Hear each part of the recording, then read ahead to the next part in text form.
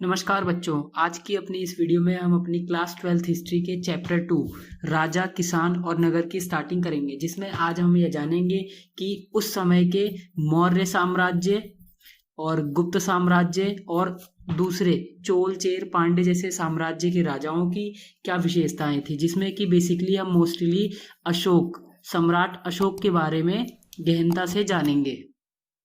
और साथ में यह भी जानेंगे कि भारतीय इतिहास का एक महत्वपूर्ण काल छठी शताब्दी में एक व्यापक परिवर्तन क्या है कि जिस वजह से इसको एक महत्वपूर्ण परिवर्तनकारी काल माना जाने लगा, और इन परिवर्तनों का भारतीय इतिहास में क्या ऐसा असर हुआ कि जिस वजह से किसानी जीवन और नगरों के विकास में एक व्यापक परिवर्तन आया। तो आज की इस वीडियो में हम जानेंगे कि छठी शताब्दी ईसा पूर्व में हुए परिवर्तनों के पश्चात किसानों के जीवन और कृषि पद्धति में किस प्रकार के परिवर्तन आए। और साथ ही अपने इस चैप्टर में हम यह जानेंगे कि छठी शताब्दी ईसा पूर्व के दौरान किन नए नगरों का विकास हुआ था, जैसे कि पाटलिपुत्र, उज्जैनी, स्वर्णगिरी और मथुरा जैसे कुछ प्रमुख नगरों के बारे में उनकी गहनता के साथ विशेषताओं को जानेंगे। तो आइए अपना चैप्टर 2 स्टार्ट करते हैं। तो अपने चैप्टर 2 के फर्स्ट यूनिट प्रिंसेप और पियदस्सी में हमको यह जानना है कि एक प्रमुख पुरातात्विद जेम्स प्रिंसेप, इनकी क्या विशेषता थी और इनकी उपलब्धियां क्या थी। साथ ही एक शब्द पियदस्सी शब्द का अर्थ जानेंगे और साथ ही उसका विश्लेषण करेंगे कि यह किसके लिए उपयोग में किया जाता था। और साथ ही उसके सेकंड यूनिट प्रारंभिक राज्य, इसी यूनिट में हम यह जानेंगे कि छठी शताब्दी ईसा पूर्व को एक महत्वपूर्ण परिवर्तनकारी काल क्यों माना जाता है। और साथ ही इसी टॉपिक में हमको यह जानना है कि भारतीय इतिहास के प्रमुख 16 महाजनपद कौन से थे और इन 16 महाजनपदों में से हमारा एक प्रमुख मगध किस प्रकार से एक प्रथम और एक महत्वपूर्ण महाजनपद बनकर के उभरा था भारतीय इतिहास में। तो आइए अपनी वीडियो स्टार्ट करते हैं, जिसमें हम पहले जानेंगे कि जेम्स प्रिंसेप कौन थे और यह पियदस्सी नामक शब्द किसके लिए उपयोग में लाया जाता था। चैप्टर की स्टार्टिंग करने से पहले मैं आप लोगों से एक चीज़ बताना चाहूँगा कि आपकी वीडियो में डेडिकेशन और अटेंशन बनी रहे, इसीलिए आप अपना फ़ोन रोटेट कर लीजिए, जिससे कि आप चैप्टर की स्टार्टिंग अच्छे से समझ पाएँ और आपको वीडियो बिल्कुल क्लियरली समझ में आ जाए और आपके जो डाउट्स हो बिल्कुल अच्छे से क्लियर हो जाए। तो आप अपना फ़ोन रोटेट कर लीजिए। प्रिंसेप और पियदस्सी जैसे शब्दों की जानकारी लेने से पहले आइए जानते हैं कि अभिलेख क्या होते हैं। इन सबसे पहले अभिलेखों के बारे में जानना बहुत जरूरी है, तभी आप प्रिंसेप और पियदस्सी के शब्दों को अच्छे से समझ पाएंगे। तो अभिलेख पत्थरों, धातुओं और मिट्टी के बर्तनों जैसी कठोर सतह, जैसे कि पत्थर, धातु और मिट्टी के कठोर सतह पर जो भी शब्द खुदे होते हैं या फिर जो विचार खुदे होते हैं उनको अभिलेख कहा जाता है। और इन अभिलेखों में बेसिकली जो इनको बनवाता था उनके क्रियाकलाप, उनकी अचीवमेंट्स और उनके थॉट्स के बारे में खुदवाया जाता था, जो कि इन अभिलेखों को बनवाया करते थे। तो आप जान चुके हैं कि अभिलेख क्या होता है। अब जानते हैं कि जेम्स प्रिंसेप कौन थे। तो James Prinsep east India company, वही ईस्ट इंडिया कंपनी जिसने भारत पर 200 साल लगभग राज किया था, ईस्ट इंडिया कंपनी के एक अधिकारी थे। उनके द्वारा 1838 ईस्वी में ब्राही और खरोष्ठी लिपियों का अर्थ निकाला गया था, यानी कि उन लिपियों को पढ़ा गया था। इन लिपियों का अर्थ उन्होंने इन अभिलेखों यानी कि आरंभिक अभिलेखों का पढ़ करके ही ध्यानपूर्वक निकाला था। तो आइए अब जानते हैं कि पियदस्सी किन्हें कहा जाता था। तो बौद्ध ग्रंथों के अनुसार अशोक, सम्राट अशोक एक सर्वप्रसिद्ध राजा था और अभिलेखों में सर्वप्रसिद्ध और शक्तिशाली राजा था, जिसके लिए यानी कि अशोक के लिए ही पियदस्सी नाम का शब्द उपयोग किया जाता था। जब जेम्स प्रिंसेप को जो अभिलेख मिले थे जिनके द्वारा उन्होंने ब्राही और खरोष्ठी लिपियों का अर्थ निकाला था, उन्हीं अभिलेखों में उनको यह पियदस्सी नाम का शब्द भी पाया गया था। तो इस पियदस्सी नाम के शब्द से उन्होंने यह तर्क लगाया कि यह पियदस्सी नामक शब्द किसके लिए उपयोग में लाया जाता था, सम्राट अशोक के लिए। और इस पियदस्सी शब्द का अर्थ उन्होंने बताया है सुंदर मुखाकृति वाला, यानी कि सुंदर मुखाकृति। वह यहाँ पर यह बताना चाहते हैं कि सुंदर मुखाकृति यानी कि उसका जो फेस है वह सुंदर नहीं है, वह अपने कार्यों से सुंदर है और अपने कार्यों के लिए ही जाना जाता है। तो आप जान चुके हैं कि पियदस्सी नामक शब्द का अर्थ क्या है और यह किसके लिए यूज में आता है। तो आइए अब अपने सेकंड यूनिट प्रारंभिक राज्य के सेकंड सब यूनिट 2.1 16 महाजनपद को स्टार्ट करते हैं। तो इस यूनिट में सबसे पहले हमको यही जानना है कि जो हमारा छठी शताब्दी छठी शताब्दी ईसा पूर्व को आरंभिक भारतीय इतिहास यानी कि भारतीय इतिहास में एक महत्वपूर्ण परिवर्तनकारी काल क्यों माना जाता है? ऐसे कौन से कारण रहे होंगे कि जिस कारण से ये छठी शताब्दी ईसा पूर्व भारत के इतिहास में एक महत्वपूर्ण और बहुत ही परिवर्तनकारी काल बन करके उभरा? तो इन कारणों का सबसे पहले यहाँ पर आप ये पॉइंट्स जान लीजिए, जैसे कि सिक्कों का विकास, लोहे का विकास, नगरों का विकास, मगध का उत्थान, बौद्ध धर्मों का विकास और जैन धर्म का विकास, और साथ ही महान चिंतक और दार्शनिक। ये वह कारण है जिनकी वजह से छठी शताब्दी ईसा पूर्व को एक महत्वपूर्ण और परिवर्तनकारी काल माना जाता था, क्योंकि छठी शताब्दी ईसा पूर्व में व्यापार और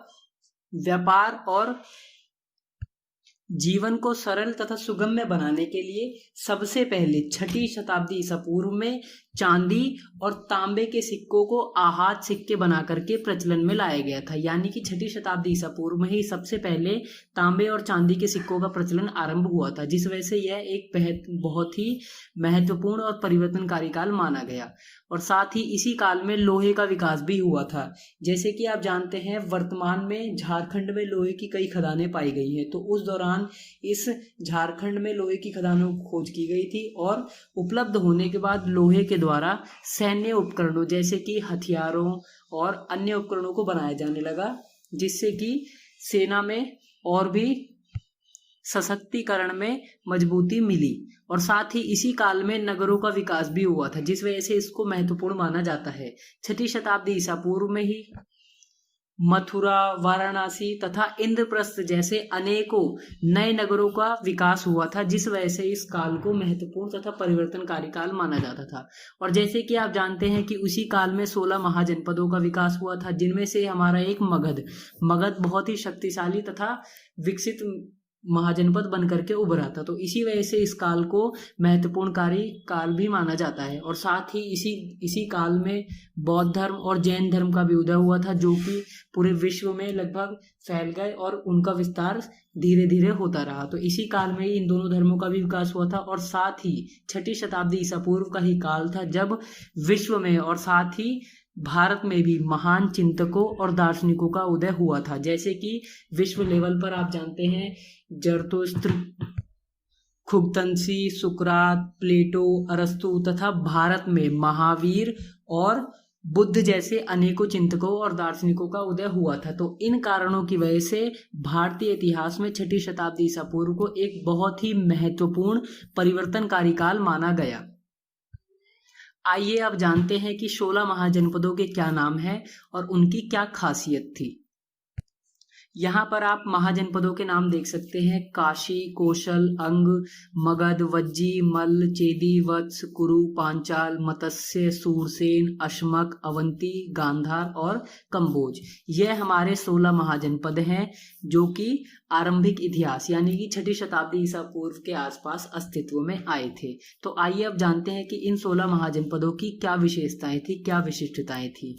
तो जैसे कि प्रत्येक महाजनपद पर एक राजा का शासन होता था, किंतु कुछ राज्यों जैसे कि महाजनपद के कुछ राज्यों पर गणों या फिर संघ का भी शासन होता था। जैसे कि राजा के जो अधिकारी, जो मंत्री होते थे, उनका कुछ राज्यों पर शासन होता था। और साथ ही हर महाजनपद यानी कि 16 महाजनपदों की अपनी एक राजधानी होती थी, जिसे चारों तरफ से किलेबंद किया गया था। सुरक्षा के पर्पज से इन राजधानियों को किलेबंद किया गया था। और महाजनपद के राजा के कार्य थे जैसे कि किसानों, व्यापारियों से कर यानी टैक्स वसूलना और साथ ही उनको कर के बदले में सुरक्षा प्रदान करना। और महाजनपदों के राजाओं को संपत्ति जुटाने का जो एक उपाय था, यानी कि वे किस प्रकार से अपनी संपत्ति को बढ़ा सकते हैं, उसमें बढ़ोतरी कर सकते हैं, उसका केवल एक उपाय बताया गया था। वह उपाय था पड़ोसी राज्यों पर आक्रमण करके उनकी सारी संपत्ति को हड़प लेना और अपना धन एकत्रित कर लेना। यहाँ पर आपने सभी 16 महाजनपदों के नाम देख लिए और यहाँ पर आप यह भी जान चुके हैं कि इन महाजनपदों की क्या विशेषताएं थी। आइए अब जानते हैं कि इन 16 महाजनपदों में जो हमारा एक मगध महाजनपद था, इसकी क्या विशेषता थी कि जिसके वजह से एक बहुत ही शक्तिशाली महाजनपद बन करके उभरा। तो मगध को 16 महाजनपदों में से सबसे शक्तिशाली इस वजह से माना जाता है क्योंकि वहाँ की जो भूमि थी वह काफ़ी उपजाऊ थी, वहाँ पर लोहे की खदानें पाई जाती थी और साथ ही वहाँ पर जो व्यापार का जो सिस्टम था वह काफ़ी विकसित था, व्यापार का काफ़ी अच्छा मैनेजमेंट बना हुआ था। और साथ ही मगध में अन्य महाजनपदों के मुकाबले काफ़ी महत्वाकांक्षी यानी कि बहुत ही विकसित और काफ़ी समृद्ध राजाओं जैसे कि बिंबिसार, अजातशत्रु और महापद्मानंद जैसे बहुत ही महत्वाकांक्षी राजा हुए थे, जिस वजह से उन्होंने मगध में ऐसा शासन किया कि वह सबसे महाजनपदों से एक विकसित महाजनपद बन करके उभरा। और साथ ही मगध महाजनपद की सामाजिक उन्नति यानी कि वहाँ समाज काफी विकसित था, सबकी जो सामाजिक स्थिति थी वह काफी अच्छी थी। और साथ ही मगध की जो राजधानी थी यानी कि पाटलिपुत्र, उसको चारों तरफ से प्राकृतिक रूप से सुरक्षा प्रदान थी। तो इन्हीं कारणों की वजह से 16 महाजनपदों में मगध हमारा सबसे विकसित महाजनपद बन करके उभरा था। तो आइए अब मैं बताता हूं कि इस टॉपिक से रिलेटेड किस प्रकार के क्वेश्चंस आते हैं। इन टॉपिक से रिलेटेड पहला क्वेश्चन यही आता है कि 6ठी शताब्दी ईसा पूर्व को भारतीय इतिहास में एक महत्वपूर्ण परिवर्तनकारी काल क्यों माना जाता है, उसके क्या कारण हैं। और साथ ही फिर एक दूसरा क्वेश्चन यहाँ से यह बनता है कि जो 16 महाजनपद थे, इन महाजनपदों की विशिष्टताएं क्या थी, उन महाजनपदों की विशिष्टताएं क्या थी जिसकी वजह से यह महाजनपद बने। और फिर लास्ट में एक थर्ड क्वेश्चन जो आता है वह यही बनता है कि इन 16 महाजनपदों यानी कि इन 16 महाजनपदों में से मगध सबसे शक्तिशाली महाजनपद बन करके किस प्रकार उभरा। और साथ में फिर कुछ शॉर्ट क्वेश्चंस इसी टॉपिक्स में से आते हैं कि जेम्स प्रिंसेप कौन थे और उनकी उपलब्धियां क्या थी, और फिर हमारा अभिलेख क्या होते हैं, अभिलेख किस लिए यूज किए जाते थे, और लास्ट में प्रियदर्शी शब्द का क्या अर्थ है। तो इन क्वेश्चंस को आप अपनी नोटबुक में राइट कर लीजिएगा और मेरे इन नोट्स, इन एक्सप्लेनेशन के जरिए इनका आंसर बनाइए और साथ ही अपनी थिंकिंग पावर को मिक्स करके इनके आंसर्स को निकालिए। तो आज की इस वीडियो में इतना ही। यदि आपको वीडियो अच्छी लगी हो तो वीडियो को लाइक कर देना और साथ ही अपना एक प्रीशियस कमेंट करना ना छोड़ना। तो अब मैं आपसे मिलता हूँ अपनी नेक्स्ट वीडियो में, तब तक के लिए अपना ख्याल रखिए। Okay, bye bye.